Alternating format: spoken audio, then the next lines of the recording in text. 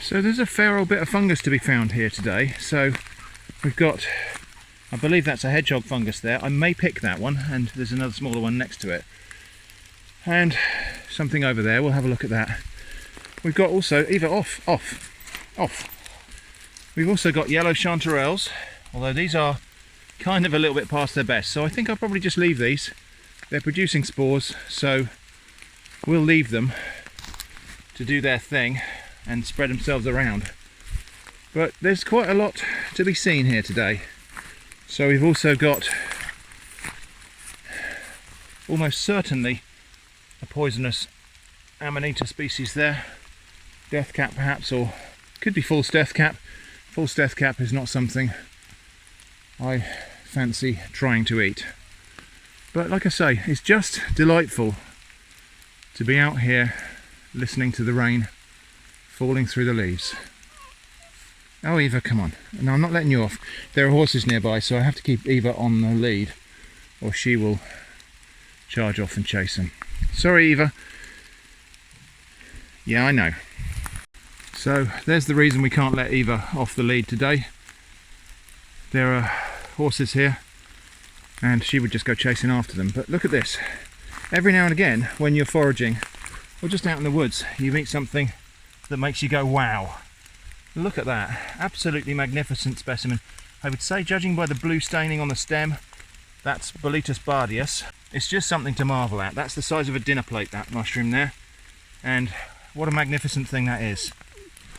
Okay Eva, alright, we'll move on. So I have found one or two things for the table today. A lovely little sep there, some hedgehog mushrooms and a couple of yellow chanterelles. Eva, stop pulling.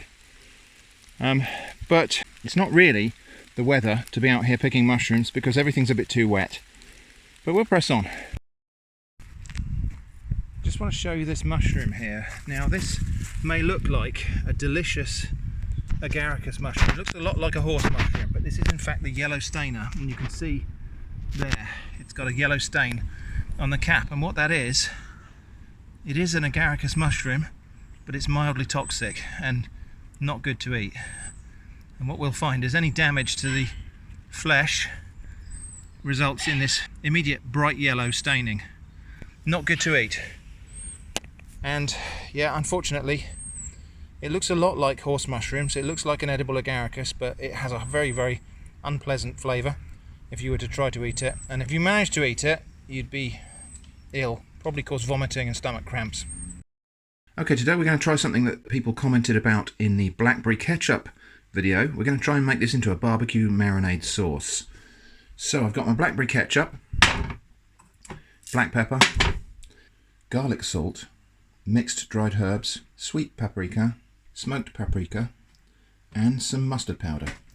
And I'm going to use that to make a marinade for this, which is, I've got some beef ribs and some pork ribs. I am just going to put all of those dried ingredients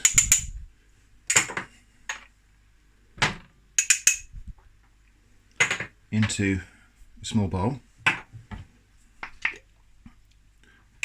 Half a bottle, there must be what, 100 ml or something of Blackberry ketchup. I'll stand that bottle upside down. We'll get the rest of that out in a moment when it's flowed down. A couple of good grinds of black pepper, and we'll just mix that together.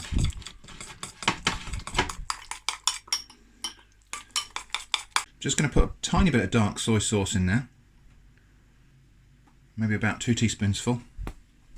Okay, and so all we're going to do now is tip this over those ribs and kind of spread it around on them.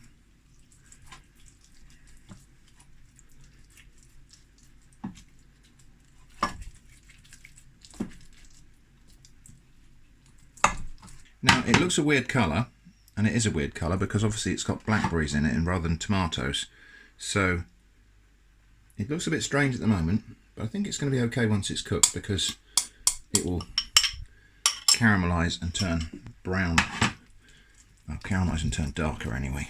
We're going to marinate that in the fridge for 4 or 5 hours. Ideally overnight would be better, but I haven't got time to do that today. And then we're going to slow roast that in the oven. So there we are, that's our barbecued blackberry glazed ribs.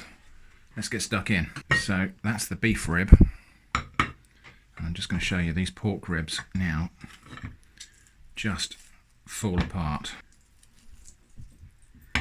Right, so we've got some sweet potatoes and some corn and beans to go with this, but I'm just going to taste this so I can tell you what it's like. So let's try the pork rib first. It's sweet, smoky, really good.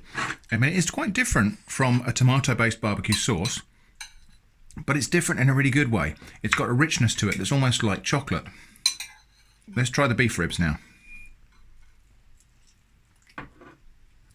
Again, that meat's just, look at it, it's just falling off the bone completely. I'm going to stop there. This is food to really get messy with, but that's delicious. I'm impressed with that. That's barbecue ribs made with blackberry ketchup. I'd just like to show you this book that I bought last weekend in a charity shop. I paid £10 for this. It's called Birds One Should Know, Beneficial and Mischievous by Reverend Canon Theodore Wood.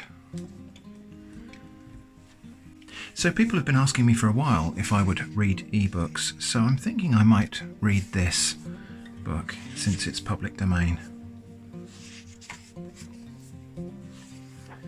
But that's to come later. I'll just read the preface right now. My object in the following pages is merely to give a very brief account of some of those birds which are useful, or the reverse, to farmers and gardeners. It is seldom possible, of course, to give an exact estimate of their value. In many cases they are useful in some ways but mischievous in others. But it must be remembered that while the damage which they do is generally evident enough, their services are very easily overlooked. It should also be noted that while a gooseberry stolen or a grain of corn devoured is a gooseberry or a grain of corn lost, and no more. An insect devoured would probably have been the progenitor of a very large number of grubs or caterpillars. Not more than 2 or 3 of our birds are wholly injurious. Many are entirely beneficial, and most of the remainder, if not neutral, do a great deal more good than harm. So yeah, it's a really interesting book, and I think the title is just lovely, isn't it? Birds One Should Know. This book was published in 1921. It's public domain now, as I say. This particular copy was given as a Christmas present to someone called Ivor.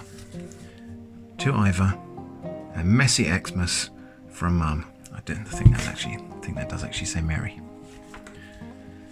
It's a beautiful book, illustrated with colour plates, and the presentation of the book is very much of its time. So the colour plates are mounted on little card inserts with a tissue paper cover for them, and yeah, it's just very beautiful.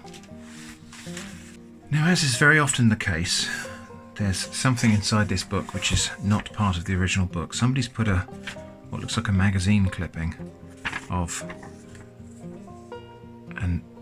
a pen drawing of various water birds. And I don't know whether somebody was maybe using that as a bookmark in this book, or they just cut it out and kept it in this book because they liked it. It looks like the back of this is a story, actually, so maybe that was from a storybook, or maybe from a periodical that had stories in it. So if you're interested, we may in fact read chapters of this book in future videos.